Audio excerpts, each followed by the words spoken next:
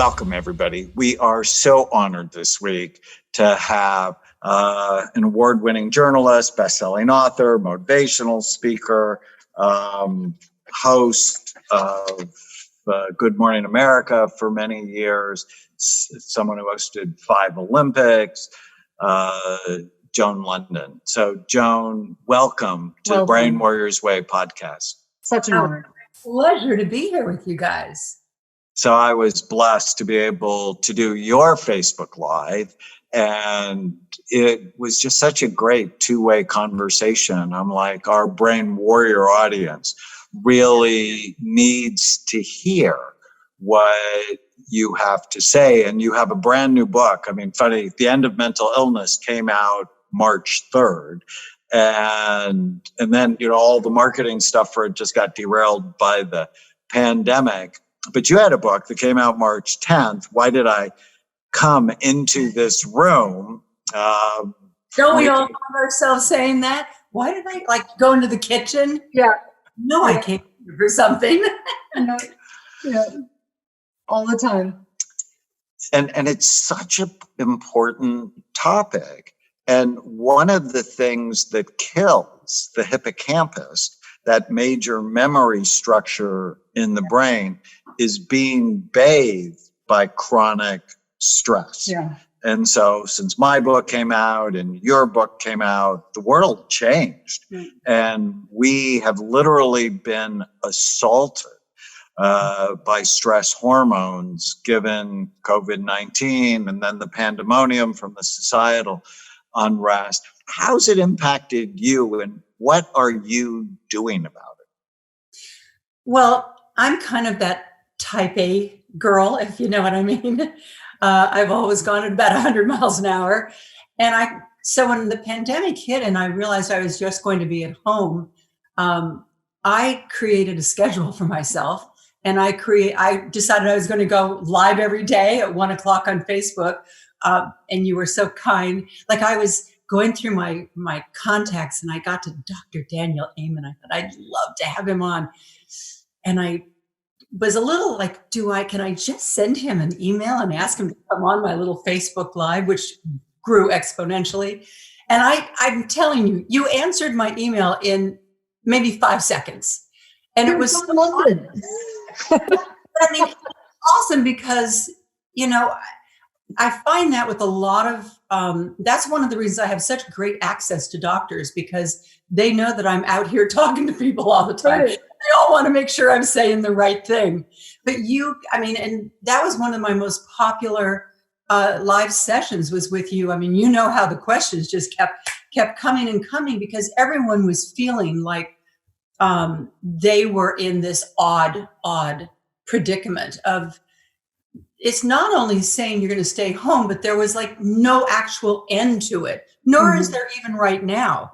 But I just got busy doing things because when I was a little girl, my mom always used to say to me, if you want to keep life exciting and you want to retain your vitality and you want life to be great, always make plans. And she always used to say, of course she would joke, I have at least one big party at home once a year, so I really clean the house. But she was the kind that always said, we're always she always would say, half the fun of doing anything is the anticipation and the planning of it. Yeah. And I think that that's so important for people today in our predicament, but it's also important in the landscape of aging. I think that that's one of the critical components of aging successfully. You get to that point, now it's kind of called 50 plus. That's kind of there's an adage, what is it? With age comes wisdom, but I think it's true. Or at least there's a serenity and a calmness that all of a sudden comes about that lets you exhale and look back and say, I didn't do so bad. I came through a lot of challenges.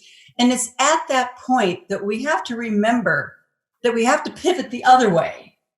And that's one of the things I wanted to talk about in the book, not just all the crummy, annoying, embarrassing things that happen specifically to women and what we can do about them, because there are a lot of fixes if we just talk about them, but also that sense of, hey, everybody, these days when you hit 50 or 60, you have another 30, 40, 50 years to go.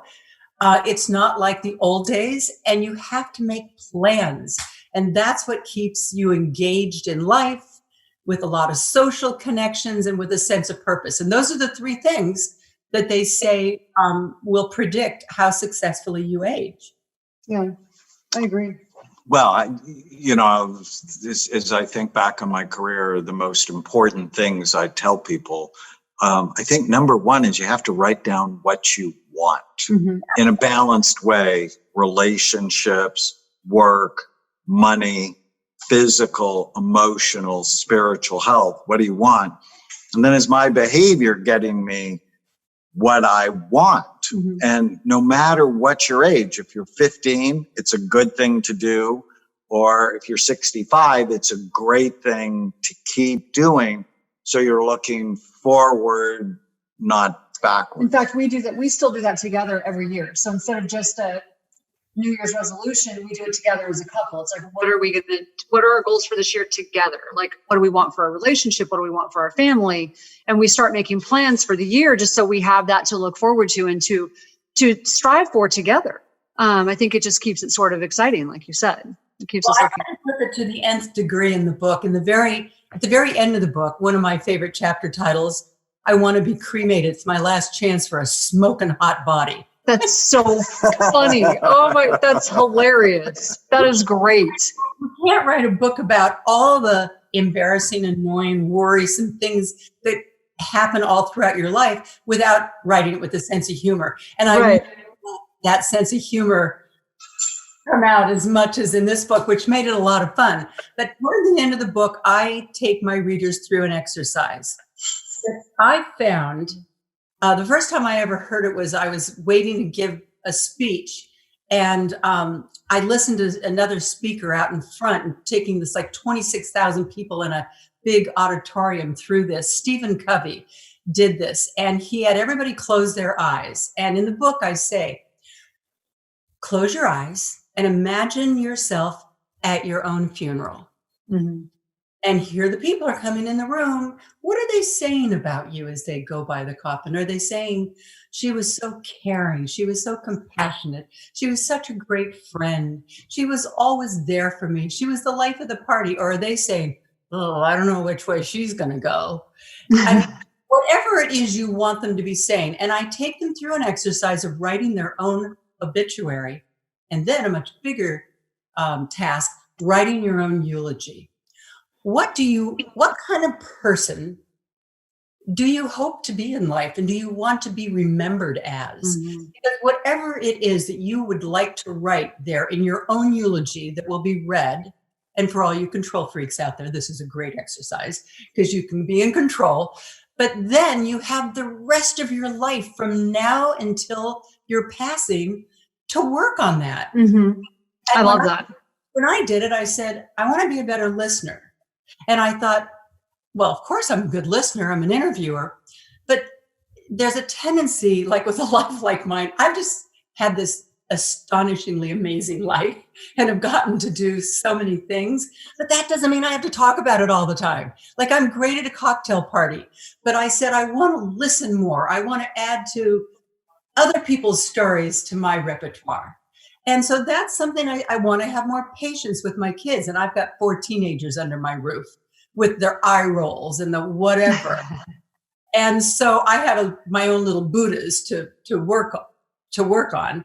And I mean, I really took things out of that exercise and I'm applying them to my life.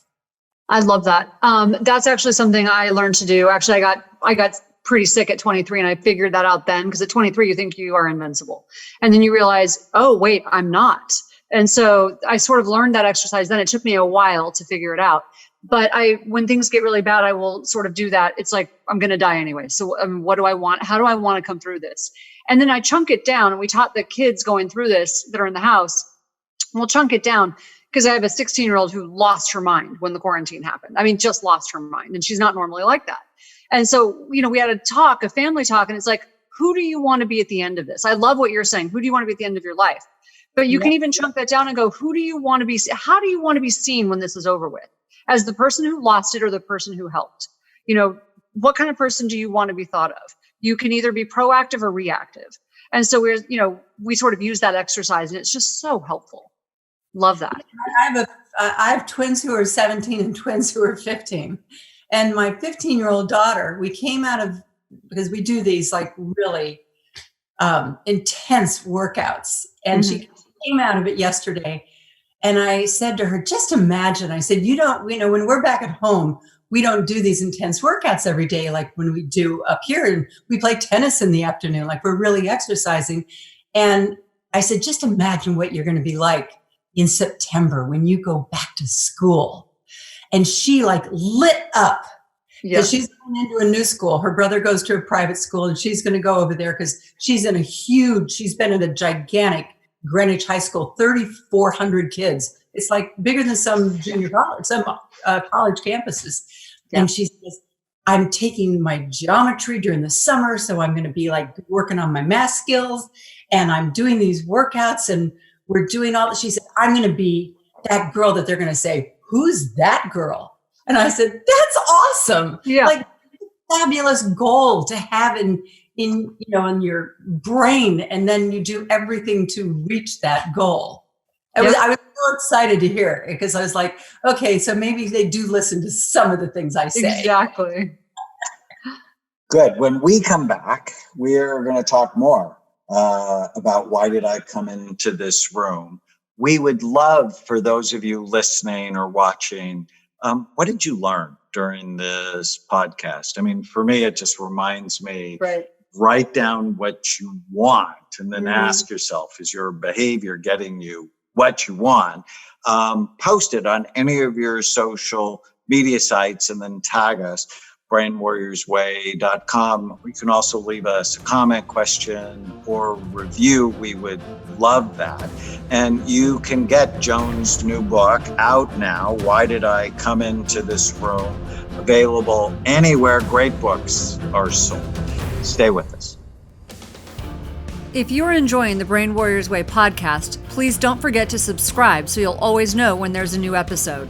And while you're at it, feel free to give us a review or 5-star rating, as that helps others find the podcast. If you're considering coming to Amen Clinics or trying some of the brain healthy supplements from BrainMD, you can use the code podcast10 to get a 10% discount on a full evaluation at amenclinics.com or a 10% discount on all supplements at brainmdhealth.com. For more information, give us a call at 855-978-1363.